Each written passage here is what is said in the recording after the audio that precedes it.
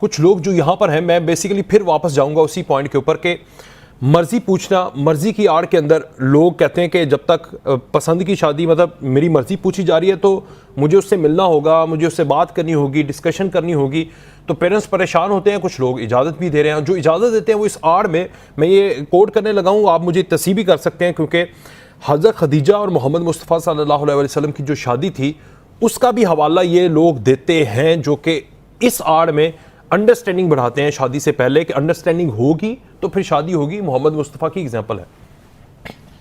کہ پہلی بات تو یہ بات ثبوت کے ساتھ ہمارے پاس ہے کہ نبی علیہ السلام نے جو ٹرپس کی تھی حضرت خدیجہ کے سامان کے ساتھ، حضرت خدیجہ کے علاوہ بھی بہت سا سامان تھا جو نبی علیہ السلام یوز ٹو کیری، اور انہوں نے اپنے اس انٹرمیڈیٹری غلام کے تھرو نبی علیہ السلام کی پروفائل کا پوچھا تھا. نبی علیہ السلام سے کوئی اس طرح کی کوئی انٹریکشن نہیں تھی ان کی. دوسری بات، نبوت سے پہلے کے جتنے بھی واقعات ہیں نا ان کو، اور میں تو کہتا ہوں مکہ کے اندر بھی جتنے بھی جب احکامات آئے ہی نہیں ہوئے ابھی تک، تو اس وقت تو شراب بھی حلال تھی، ٹھیک ہے، کہنے کو تو اس طرح تو بہت چیزیں تھیں. نبی اسلام نے تو کبھی نہیں پی شراب. میں ویسے آپ کو مثال دے رہا ہوں کہ اس طریقے سے بیک ٹریک کرنا شروع کریں گے تو پھر تو بڑا کچھ تھا جو کہ نبوت سے پہلے، شریعت کے احکام سے پہلے مسلمانوں کے لیے اللہ تعالیٰ نے الاؤ کیا ہوا تھا. اچھا، اب جب اللہ تعالیٰ نے شریعت آنے کے بعد، احکام آنے کے بعد جو چیزیں ممنوع کر دیں، تو وہ تو ہم پھر بیک ٹریک کرنے پہ آئیں تو پھر تو بہت چیزیں ہیں ایسی جو کہ ہم مثالوں میں سے نکالتے ہیں. مگر یہ بات طے ہے کہ نبی علیہ السلام کو اللہ تعالیٰ نے نبوت سے پہلے بھی اسی شریعت کے اوپر ہی پروان چڑھایا کہ جو نبی علیہ السلام نے شریعت بعد میں نافذ بھی کرنی تھی. تو یہ بات ابھی تک تو میرے پاس لٹریچر میں نہیں، اور میں نے کافی تفصیل سے حضرت خدیجہ کی لائف پڑھی ہے. میں صحابیات کے اوپر بہت گہری نگاہ رکھنے کی کوشش کرتا ہوں. خدیجہ کی کوئی ملاقات رجسٹرڈ تو نہیں ہے نبی علیہ السلام کے ساتھ. مجھے تو نہیں سمجھ آئی کہ ان کو خود ہی ابو جہل کی داڑھی بھی مل جاتی ہے. جب داڑھی کی بات آتی ہے تو کہتے ہیں ابو جہل کی بھی داڑھی تھی. کہاں سے نکالی آپ نے؟ ہمیں تو مسلمانوں کی داڑیاں ڈھونڈنے میں بڑی مزید سے مشکل سے ملتی ہیں. تو یہ حضرت خدیجہ کی ملاقاتیں ذرا ثابت کر دیں مجھے لٹریچر میں سے نبی علیہ السلام سے. یہ ان کو کہاں سے ملتی ہیں یہ چیزیں؟ دوسری بات، میں ویسے آپ کو ایک بات بتا دوں، میری باتوں سے یہ تاثر نہ آئے کیونکہ میں اس فلسفے کا بلیور ہوں کہ جو نبی علیہ السلام کے دور میں اللہ تعالیٰ کے نبی علیہ السلام نے خود رائج کروایا اس طور اتوار کا، اس مزاج کا کہ جو صحابہ نے پریکٹس کیا تھا، تو وہ والا مزاج جو ہے نا وہ تو آج کل کے مولویوں نے بالکل ہی پنکچر کر دیا ہوا ہے. بڑے بڑا صحابی آ کے ان ڈیفینیشن پہ فیل ہو جائے گا کہ جو آج کل کے مولوی اور علماء کرام نے نافذ کروائی ہوئی ہیں اسلام کی تشریحات. تو آپ کو میں کوئی 18-19 ایسی حدیثیں سنا سکتا ہوں کہ جس میں خواتین کا اور مردوں کا ڈائلاگ آپس میں رجسٹرڈ ہے، گفتگو رجسٹرڈ ہے، لین دین معاملات اور رجسٹرڈ ہیں. پاکستان میں جو کنزرویٹزم کا فلیور دیا گیا ہے نا، اسلام کا فلیور کنزرویٹو نے دیا، اچھا وہ تو بالکل بھی اسلام صحابہ سے وہ ثابت نہیں ہے، بلکہ صحابہ سے تو ایسی چیزیں بھی ثابت ہیں کہ جو کنزرویٹو کے طوطے اڑا دے گی. کہ یہ پھر میں جب ایسی باتیں کرتا ہوں تو کہتے ہیں آپ کے پاس وہ والا لٹریچر کہاں سے آتا ہے جو علماء کو نہیں ملا؟ نہیں، علماء کو بھی ملا ہے، میں نے علماء سے ہی لیا ہے. وہ علماء نے پھر نیچے جب احکامی باتیں اور تقریریں کی اور جریدے لکھی ان میں اس کی رجسٹری نہیں کی. اگر آپ خود پڑھیں گے تو آپ کو بھی مل جائے گا. میرا کوئی اتنا مطالعہ نہیں جتنا کہ بڑے بڑے جید علماء کا ہے، اور پھر بھی مجھے اگر مل رہی ہیں تو اس کا مطلب ہے وہ بھی بڑا کچھ ہے. میں اس لبرل ورژن آف اسلام کو بالکل بھی اسلام نہیں مانتا کہ جو لبرلز لے کے آتے ہیں، مگر وہ کنزرویٹو جو لے کے آتے ہیں وہ بھی نہیں ہے. لیکن آپ جب آپ یہ بات کر رہے تھے نا تو میں نے یہ پوائنٹ بھی لکھ دیا تھا کنزرویٹو، یہ میں نے پوائنٹ لکھا ہوا تھا، یہی میں نے پوچھنا تھا آپ سے کہ پہلا جو کویشچن کا پورا سیگمنٹ تھا اس میں آپ نے جو باتیں کی، لوگ سننے والے اور ایون میرے اندر بھی سوال اٹھا کہ آپ تو کنزرویٹو کی بات کر رہے ہیں، آپ تو کہہ رہے ہیں کہ ملاقات نہیں ہونی چاہیے. جب معاشرہ یہاں پر پہنچ چکا ہے کہ میرے ساتھ بیٹھ کر ایک نیوز کا کاسٹر جو ہے وہ نیوز بھی پڑھتی ہے، میرے آفس میں بھی بیٹھتی ہے، آپ کے ساتھ بھی کام کرتی ہوں گی، جب وہ کام کر سکتی ہیں تو جب میں نے اس سے شادی کرنی ہے تو پھر میرے اوپر اسلام آپ نافذ کر دیتے ہیں جی اس سے بات نہیں کرنی، فاصلے رکھنے چاہیے. اور پھر آپ سائنس کو بھی بیچ میں لے کر آئے ہیں کہ اگر وہ آپ پہلے ہی سارا کچھ کر لیں گے، باتیں بھی کر لیں گے، تو اس کے بعد وہ چام نہیں رہے گا تو طلاق ہو جائے گی. تو پھر اس چیز کو بھی جسٹیفائی کریں نا، ماحول جو ہے اس کو جسٹیفائی کریں پھر. جی میں تو قاصر ہوں اس چیز کو جسٹیفائی کرنے میں کہ ایک عورت کا دین آپ نے سمجھنا ہے. نبی اسلام نے ارشاد فرمایا کہ آپ پہلے اس لڑکی کا پہلے دین دیکھو، بعد میں شکل صورت دیکھو. میں کیسے دین دیکھوں؟ آپ مجھے بتائیں. اس سوال کا جواب کیا ہے کسی مولوی صاحب کے پاس کہ ایک لڑکی کا دین کیسے دیکھتے ہیں؟ اب انہوں نے نا دین کا مطلب ہی مذہب نکال دیا نا کہ لڑکی اگر نمازیں پڑھتی ہے اسے گھر جا کے اسے پوچھ گچھ کی جائے کہ 5 وقت نمازیں پڑھتی ہے کہ نہیں. تو نمازیں تو قادیانی بھی پڑھتے ہیں، میں کیا مجھے کیا پتا ان کا دین کیا ہے. تو اس طرح تو نہیں سمجھ آئے گی. اور نماز پڑھنے سے دین تو نہیں آتا, دین تو آپ کے ایکٹیویزم سے آتا ہے. آپ کس قسم کے مسلمان ہیں آپ کو جانچ پڑتال کرنی پڑتی ہے. اور میں ایسی سی صحابیات کے واقعات سناؤں, میرے پاس صحابیات کی ریسرچ بہت ہے, کہ جس میں ان کا نبی اسلام سے کے پاس دونوں لڑکی اور لڑکا دونوں پہنچے ہیں رشتے کے لیے, ملاقات کے بغیر کیسے پہنچ گئے تھے دونوں.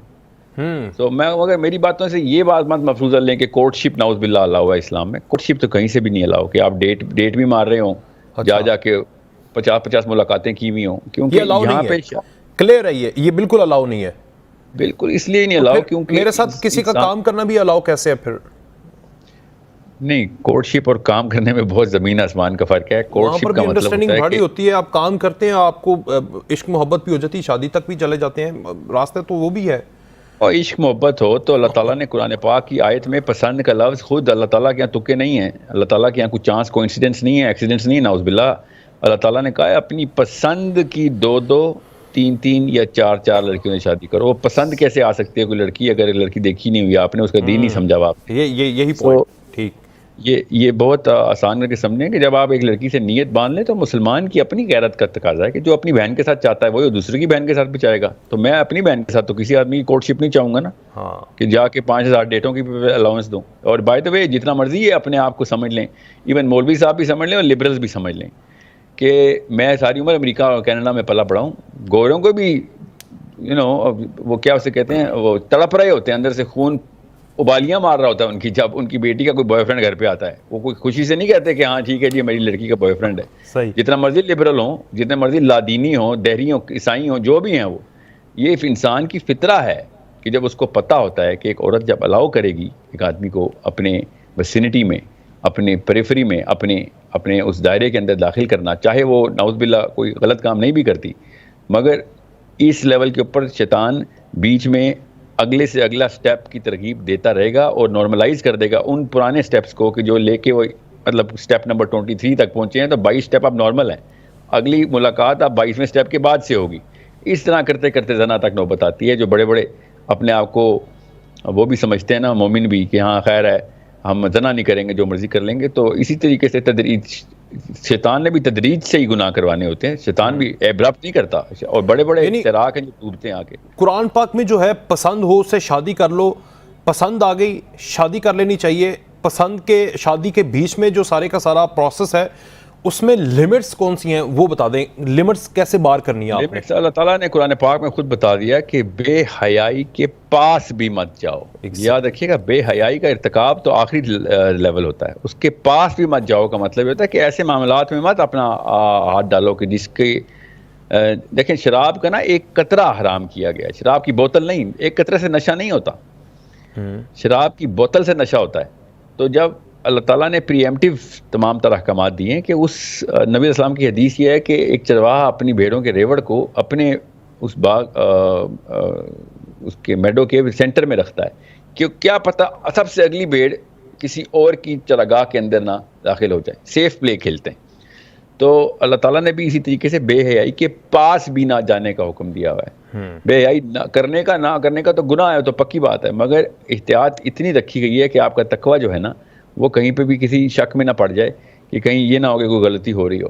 سو بے حیائی کا مطلب ہم سب کو اندر سے پتہ ہوتا ہے. ہمیں لڑکی کو تو اللہ تعالیٰ نے ویسے بھی 10 ریڈار ایکسٹرا دی ہوئی, تو اس کو پتہ ہوتا ہے کہ ایک لڑکا کس قسم کی فلرٹیشن گفتگو کر رہا ہے, اس کے 2 مطلب نکل رہے ہیں. تو یہ میں نے آپ سے کئی دفعہ کہا نا, اور میں ہمیشہ یہی کہتا ہوں کہ حیا جو ہے نا, حیا یہ اصلی میں اللہ تعالیٰ کی طرف سے نامزد سیکیورٹی گارڈ ہے ایک لڑکی کا.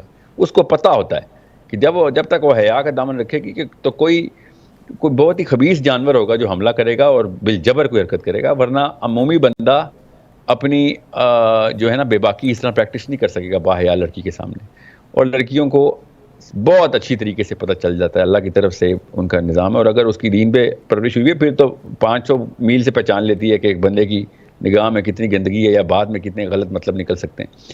سو یہ بہت زیادہ مسئلہ جو ہے نا اتنا بڑا نہیں ہوتا یہاں پہ. مسئلہ جہاں پہ آتا ہے وہ یہ کہ ہم اپنی اس کیا کہتے ہیں پرسنالٹی کے اس کرزما کو پریکٹس کرتے ہیں. آدمیوں کی بات کر رہا ہوں, لڑکیاں بھی کرتی ہیں, اور وہ والے اوصاف ظاہر کر کے دکھاتے ہیں لڑکیوں کو, جیسے سینس آف ہیومر یا انٹیلیجنس یا پھر وٹس, جو کہ ہمیں پتہ ہوتا ہے کہ لڑکی کو پسند آئیں، کسی بھی انسان کو پسند آئیں گے، اور وہ اس طریقے سے ہم وار کرتے ہیں، جی ہم وار کرتے ہیں. تو ٹھیک ہے، آپ لڑکی کے اس ویسینٹی میں ہوتے ہوئے نہ، جب نہیں ہوتی وہ آپ کے اس مقام پہ جہاں پہ آپ پریکٹس کر رہے ہیں، تو ٹھیک ہے، لڑکی آپ کو رشتہ بھیج دیا، کوئی بات نہیں آپ کو پسند آ کر.